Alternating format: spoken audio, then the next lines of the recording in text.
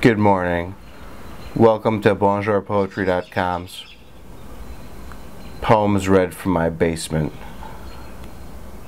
I wrote this poem this morning. Good morning, birds.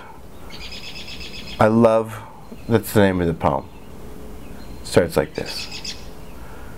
I love nature, but those damn birds keep chirping, burping harm outside my window, the charm of letting me know that it's morning.